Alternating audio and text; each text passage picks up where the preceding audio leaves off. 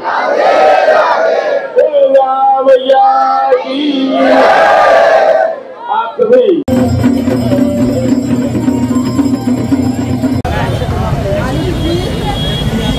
বাঙালি দোকান, কোথাও ইসরায়েলি দোকান, কোথাও উড়িয়া দোকান, একটা কসমোপলিটন ব্যাপার যাকে বলে।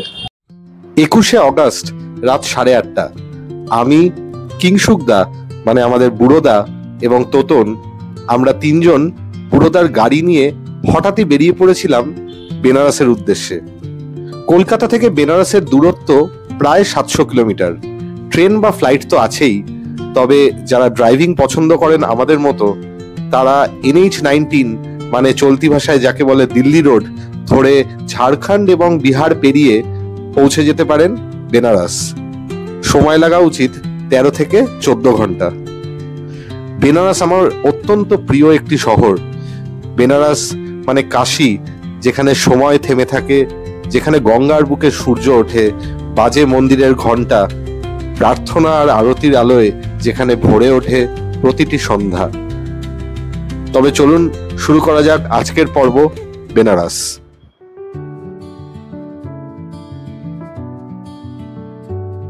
সকাল 10টা নাগাদ ফাইনালি বেনারস পৌঁছে একটু খোঁজাখুঁজির পরে আমরা চলে এলাম মালদাহিয়া রোডের প্যারেড কোটির কাছে এই হোটেল সিলভারস্টোনে।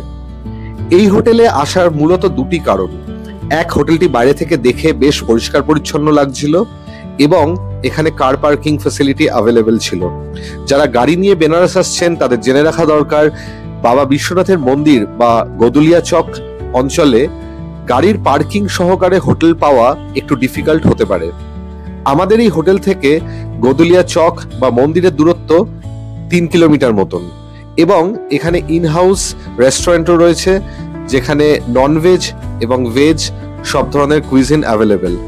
এই হোটেলের ডিটেলস আমি ডেসক্রিপশন বক্সে দিয়ে দেবো। আমাদের রুম পড়েছে ফার্স্ট ফ্লোরে এবং হোটেলের লিফটও অ্যাভেলেবেল আছে। এবার চলুন যাওয়া যাক আমাদের রুমের দিকে। এটা ডাবল বেডরুম এবং রাতে একটা এক্সট্রা কটও থাকবে। রুমে এসি, বড় আলমারি, টিভি, এমনকি মিনি ফ্রিজও রয়েছে।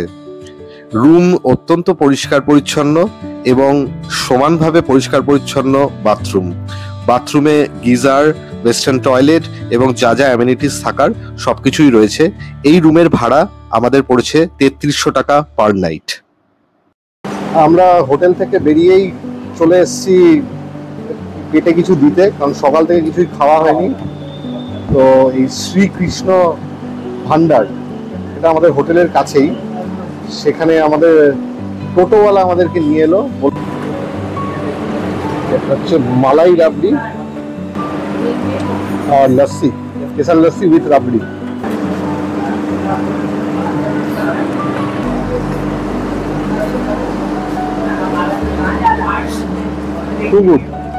অসাধারণ। বেনারস এলে আর বিশেষ করে মালদাহিয়ার দিকে থাকলে অবশ্যই ঘুরে যান এই শ্রীকৃষ্ণ ভান্ডারে। আর এদের কেসার রাবড়ি দিয়ে লস্যিটা ভুলেও মিস করবেন না। এর অ্যাড্রেস আমি ডেসক্রিপশন বক্সে দিয়ে দেবো।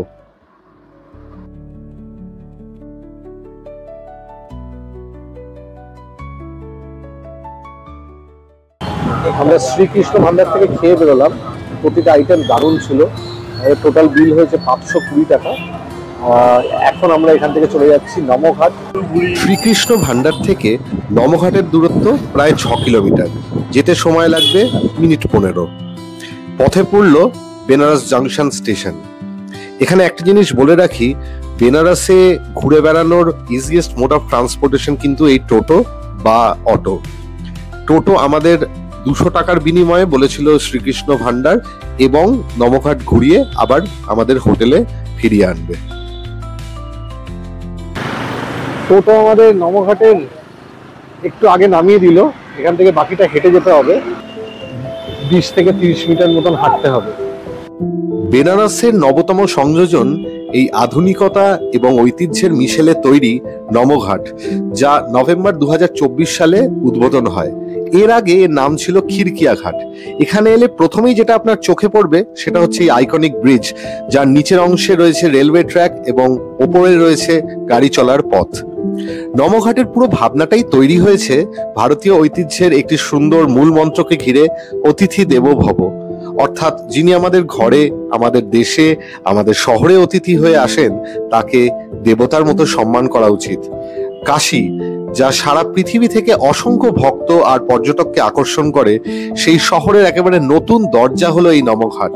এখানে আধুনিক সুযোগ সুবিধা, পরিচ্ছন্নতা আর আয়োজনের মাধ্যমে যেন প্রত্যেক অতিথি অনুভব করতে পারেন তারা শুধুমাত্র পর্যটক নন, তারা কাশীবাসীর কাছে দেবতার সমান।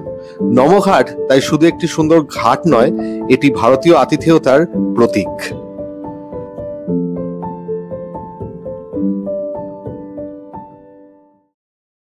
গতকাল রাতের একটানা প্রায় 13 ঘন্টা ড্রাইভ এবং আজ সকালে হোটেল পৌঁছেই নমঘাট দেখতে বেরিয়ে পড়া, এই সবকিছু মিলিয়ে শরীরে ভর করেছিল ক্লান্তি। তাই নমঘাট থেকে হোটেলে ফিরে আমরা তিনজনেই ঘুমিয়ে পড়েছিলাম। ঘুম ভাঙলো 5টা নাগাদ। আমরা উঠে রেডি হয়ে একটা টোটো নিয়ে বেরিয়ে পড়লাম সন্ধ্যা আরতি দেখবো বলে। তবে এর মধ্যে আমরা জেনে গেছিলাম যে গঙ্গার জলস্তর বেড়ে যাওয়ায় দশাশ্বমেধ ঘাট জলের তলায় এবং সেখানকার বিখ্যাত আরতি হচ্ছে ছোট করে একটি বাড়ির মধ্যে। তাই আমাদের অল্টারনেটিভ গন্তব্য এখন আশিঘাট, উদ্দেশ্য অবশ্যই সেখানকার সন্ধ্যা আরতি দেখা। লাস্ট 10 মিনিট ধরে আমরা যেখান দিয়ে এলাম সব পাড়াতে যা বাড়ি দেখছি, সল্ট লেকের বাড়িও লজ্জা পাবে। এই সাইডটা বেনারসে কিন্তু আমি আগে দেখিনি। আমরা বেনারস বলতে চিরাচরিত যেরকম বুঝি যে পুরোনো বাড়ি, গলি, এই জায়গাগুলো সেরকম একদমই নয়। চওড়া রাস্তা, বিশাল বিশাল অট্টালিকা।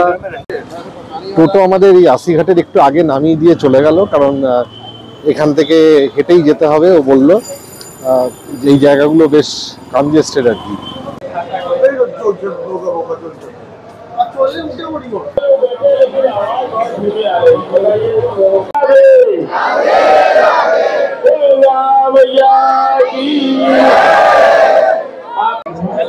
জলের লেভেল কিন্তু অনেকটাই বেড়ে গেছে, যার জন্য বোট রাইড এখন বন্ধ রয়েছে।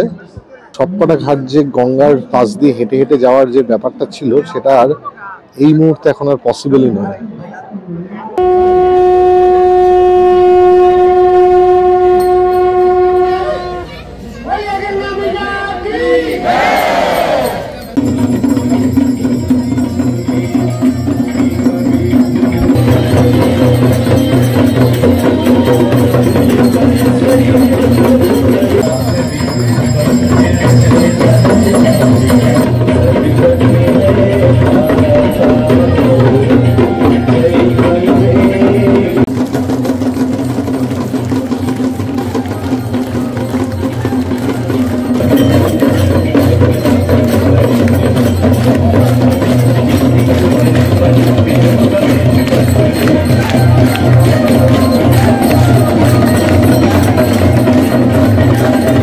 সন্ধ্যার আকাশে সূর্যের শেষ আলো মিলিয়ে যাওয়া এবং এই গঙ্গা আরতি আমাদের যেন নিয়ে চলে গেছিল অন্য কোনো এক দুনিয়ায়। প্রদীপের আলো, শঙ্খের ধ্বনি, মন্ত্রোচ্চারণ আর ভজনের সুরে চারদিক ভরে উঠেছিল এক অনির্বচনীয় শান্তিতে। এ যেন ভক্তি আর আধ্যাত্মিকতার এক পবিত্র উৎসব, যেখানে মনে হয় স্বয়ং মা গঙ্গা এই আলো আরতির মাঝে বিরাজ করছেন। আপনি আস্তিক হন বা নাস্তিক, আপনি এক গভীর আত্মিক অনুভূতিতে ডুবে যে যাবেনই, এ ব্যাপারে কোনো সন্দেহ নেই।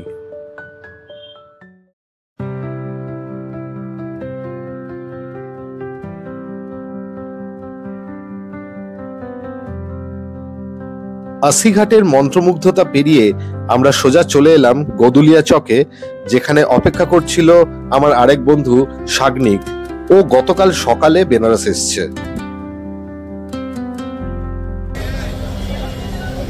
একে আমরা এখানে এসে পেয়েছি, মানে কালকে ও এসছে, আজকে আমরা এসছি। ও কাল চলে যাবে, আমরাও কালকে রাত্রিবেলা বেরোবো। দেখা হয়ে গেছে। এখন পুরো বেনারস গলি, যা যাবতীয় যা যা স্মৃতি আছে আমাদের বেনারস নিয়ে, বাঙালিদের, বিশেষ করে জয়বাবা ফুলনাথ নিয়ে, আমরা এসব এক্সপ্লোর করার চেষ্টা করবো। সাগনিককে পেয়েই আমরা প্রথমেই চলে গেলাম কাশী চাট ভান্ডারে, বেনারসের বিখ্যাত কিছু চাট চেখে দেখতে।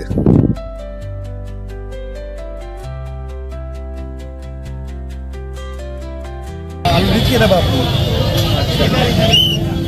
এটা পাপড়ি, এটা হচ্ছে আলু টিক্কি, আর এটা টমেটোর চট। ও, চাট পর্বের পরে বেনারসি পান পর্বটা না হলে খাওয়াটাই যে অসম্পূর্ণ থেকে যায়, তাই চলে এলাম পাশের কুবের পান ভান্ডারে।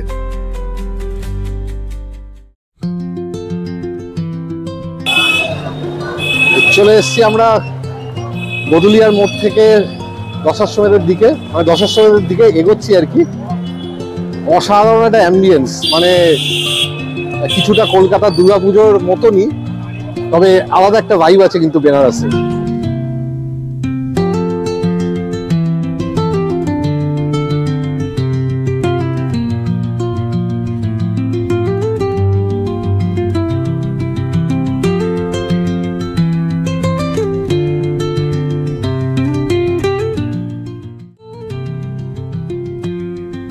চারজনে মিলে আড্ডা দিতে দিতে ফাইনালি আমরা চলে এলাম দশাশ্বমেধ ঘাটে।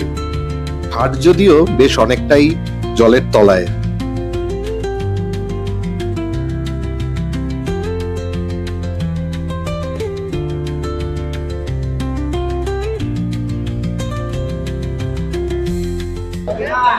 শিব শম্ভু।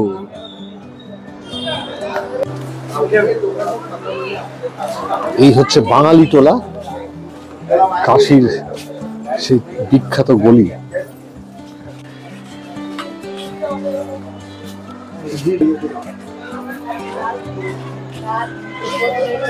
পুরোটাই কিন্তু বাঙালি টোলা, নানা রকম মিষ্টির দোকান, রসকর্মা সবকিছুই রয়েছে এখানে। শিব শম্ভু। বিভিন্ন ধর্ম ও সংস্কৃতির মানুষের সমন্বয় ঘটেছে এই কাশীতে। বাঙালি, উড়িয়া, তামিল, হিন্দু, বৌদ্ধ, খ্রিস্টান, ইহুদি, মুসলিম, কে নেই এখানে। এবং এই গলিগুলোর মধ্যে রয়েছে এক অদ্ভুত মাদকতা, যা আপনি না এলে শুধু ওই ক্যামেরায় বলে বোঝানো ঠিক সম্ভব নয়।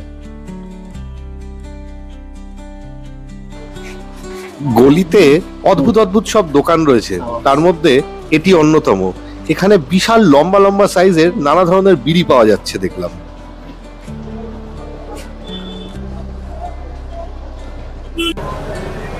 এই গলি দিয়ে স্কুটার, বাইক সবই যাচ্ছে, মানুষও চলেছে। কোথাও বাঙালি দোকান, কোথাও ইসরায়েলি দোকান, কোথাও উড়িয়া দোকান। হ্যাঁ, এটা কসমোপলিটন ব্যাপার যাকে বলে। এগলি ওগলি সেগলি ঘুরতে ঘুরতে বেশ অনেকটা পথ অতিক্রম করে আমরা এসে পৌঁছলাম ব্রাউন ব্রেড বেকারিতে।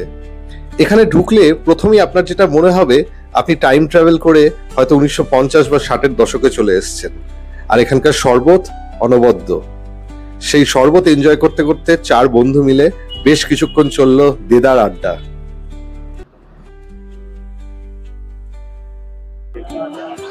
হাঁটতে হাঁটতে আমরা চলে এলাম কেদারঘাটে। এখন বাজে প্রায় রাত 9টা। সুন্দর ওয়েদার, বৃষ্টিটা না পড়লেই হয়। ফুরফুরে হাওয়া দিচ্ছে এবং ফুল বেনারস ভাইব। বেনারস প্রথম পর্ব এখানেই শেষ করব। কেমন লাগলো প্লিজ কমেন্ট করে জানান, আর অবশ্যই লাইক, শেয়ার এবং সাবস্ক্রাইব করতে ভুলবেন না। আর ভুলবেন না দ্বিতীয় এবং অন্তিম পর্ব দেখতে। ভালো থাকুন, ভালো রাখুন। দেখা হচ্ছে দ্বিতীয় পর্বে। ধন্যবাদ।